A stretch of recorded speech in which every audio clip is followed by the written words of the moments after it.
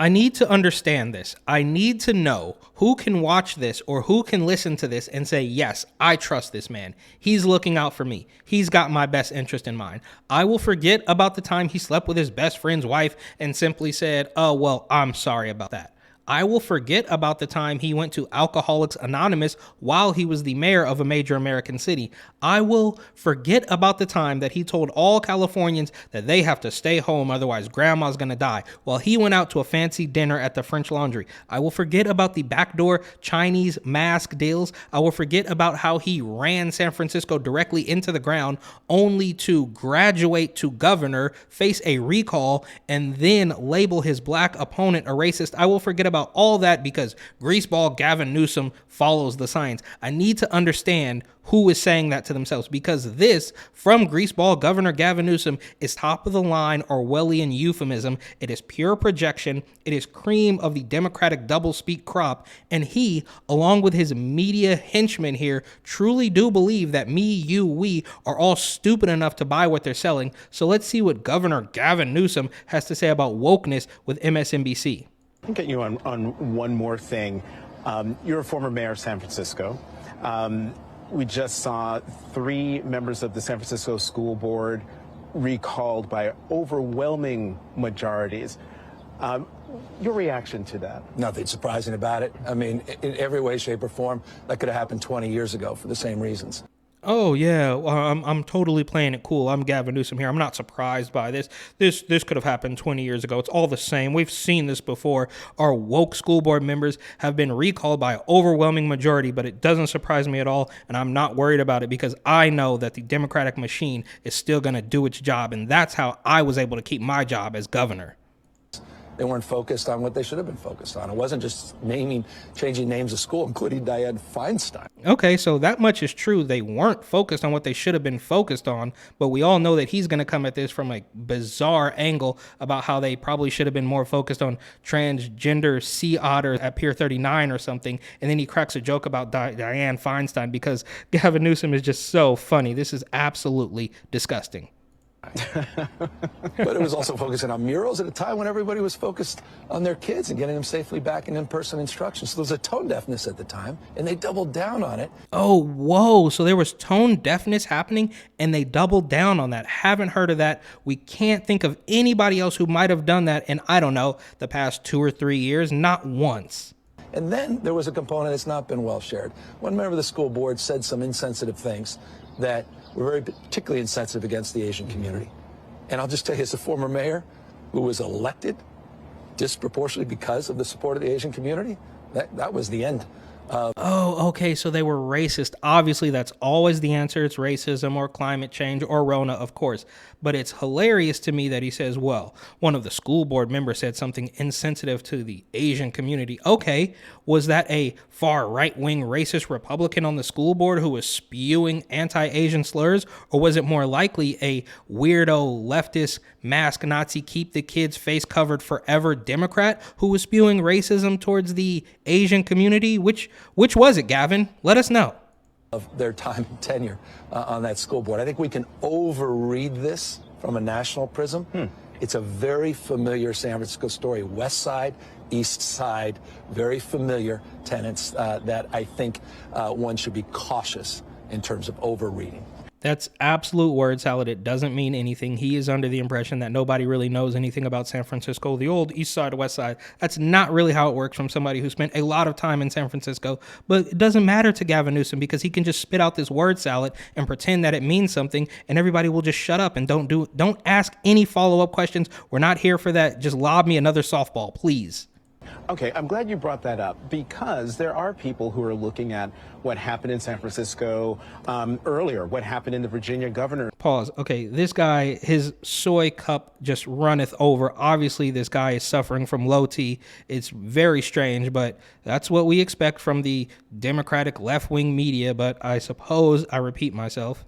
Race that, excuse me, that Democrats or progressives can overreach and can do things that are detrimental to the party. What's your Oh, Democrats and progressives, they tend to overreach. Yeah, that is an understatement to say the least, buddy. Your message to the Democratic Party, to Democrats, on this issue, there's no other way to talk about it because that's the way everyone's talking about it, wokeness. Look, I don't know. I mean, I was sitting there in 2004 marrying same-sex couples from 46 states and 6 countries for over 4,000 couples. Is that the definition of wokeness? I thought it was the right thing to do. Okay, this guy is so painful to watch. So he's asking you about Democrat and progressive woke overreach, and he launches into a story about how he was marrying gay couples in 2004. That's not what he's talking about, buddy. He's talking about right now, all of the overreach happening. But of course, Newsom is going to launch into a story about how he did something that he just thought was the right thing in 2004. Now, obviously, that much is up for debate, but this is an absolutely disgusting display of just pure gaslighting, and obviously, it's going to get worse from here. To celebrate our interesting differences, unite around the things that bind us together. I don't know how one defines it. I know how one politicizes this. I mean, we've seen it. I mean, talk about just the extreme with the absurdities that are going on in the CPAC early primary poll, which is all things Texas and Florida right now. Oh my God. Well, Texas and Florida, they are acting so extreme. They are letting people breathe fresh air, and CPAC and conservatives. This is just so extreme. I can't imagine what's going on over there. Meanwhile, in San Francisco, you can't even walk into a restaurant or a gym without showing your papers. But Texas and Florida, those are the ones that are so extreme. He just can't fathom it. And what's happening on the Can't Say Gay bill and what's happening on this I mean, it's just absurd what's going on the far right on this. And it's all part of the culture war. And if it's not this, it will be something else tomorrow. That said, at the end of the day, if you are focused more on renaming things. Okay, so Democratic Governor Gavin Newsom is talking about how Republicans are renaming things. I mean, it's not like they renamed all sorts of Voting Rights Act and climate change and climate crisis and global warming. That's literally exactly what the Democratic Party does to a T. And he is quite obviously projecting all of their shortcomings and manipulative behavior directly onto the Republicans. And unfortunately, the Republicans are far too spineless to stand up to this, and they just go with it, and they continue to apologize for things that they haven't done wrong. But that's a different story, and I digress just a little bit. Then focusing on fundamentally getting to the nuts and bolts of the job that you were hired to do, that's a problem in any time or in anyone's experience. And so that at the moment, obviously gins up a lot of anxiety. But look, we had a playbook. Everyone said, well, California, the recall defeat. That's the approach. Then all of a sudden, no, 2 weeks later, hey, no, it's the Youngkin approach. And then, no, wait, San Francisco. I think we all just need to be a little cautious at this moment. Recognize what we're up against, which is Mishigash, which is full-time propaganda coming from a disciplined, far extreme right that full-time propaganda coming from a disciplined extreme right. I mean, it literally gets, I mean, this is so obviously, he knows exactly what he's doing. And unfortunately, he's doing a pretty good job at it. Now, I can look at this and say this is all a complete crock of nonsense, but I assume that there are still people out there who somehow believe what he's saying. And that part is the most scary to me. Will continue to racially prime, continue to promote these. Look, he's talking about racial, like, bro, it's you and the Democratic Party. You are the ones always talking about race. You are the ones always talking about Rona. You are the ones not allowing people to live their own lives, but have your hands in their pockets and your hands over their face and your hands over their ears so they can't see what they want to see. They can't read what they want to read. You've censored it. You've stopped them from expressing themselves, and you've put your not literally, but you've put their hand in their pocket to take all of their tax dollars away from you in order to fix the crumbling state of California, which isn't getting any better as far as I can tell. These cultural wars in any way, shape, or form. I mean, they're banning books. I mean, you can't make this up. They're banning books. You can't make this up, bro. There are people who get kicked off social media every single day for saying the word Bruce instead of Kate. And he's talking about the extreme right banning books. Yeah, maybe they should ban some of those disgusting pedophilic, sexual books for children. I'm not against that. And that also is a different story. But he is literally taking everything that the Democratic Party and the media, but I repeat myself, have done and have projected it onto the right. And the scariest thing, as I repeat myself again, is the fact that some people still buy into this. It's astonishing. Can't make up the moment we're living in.